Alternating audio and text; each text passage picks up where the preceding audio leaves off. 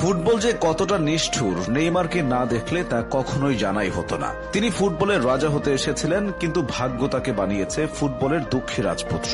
নেইমারকে ছাড়া ব্রাজিল রংহীন, আসলে তাকে ছাড়া ফুটবলটাই রংহীন। নেইমার ইনজুরিতে পড়েন, ফিরে এসে আবার ইনজুরিতে পড়েন, আবার ফেরার চেষ্টা করেন, এভাবেই কেটে গেল 10টা বছর। নেইমার ভক্তরাও শিখে গেছেন অপেক্ষা কাকে বলে, আক্ষেপ কাকে বলে। ইনজুরি মুক্ত নেইমার প্রতিপক্ষকে কি করতে পারেন তা সবারই জানা, কিন্তু প্রমাণের সুযোগই তো পান না। 2014 সাল ব্রাজিলের ঘরের মাঠে বিশ্বকাপ, হেক্সা জয়ের স্বপ্নে বিভোর ব্রাজিলের ভক্ত সমর্থকেরা। তাদের স্বপ্নের সারথি নেইমার, সব ঠিকঠাকই যাচ্ছিল। কোয়ার্টার ফাইনালে কলম্বিয়ার মুখোমুখি হয় ব্রাজিল। ম্যাচ জিতে সেমিফাইনাল নিশ্চিত করে সেলেসাওরা। তবে অন্ধকার অনিশ্চয়তায় চলে যায় তাদের যুবরাজ নেইমারের ভবিষ্যৎ। ম্যাচ জয়ে সেদিন আনন্দ উল্লাস হয়নি, বরং বিষাদের বর্ষণে ভিজেছিল সমর্থকেরা।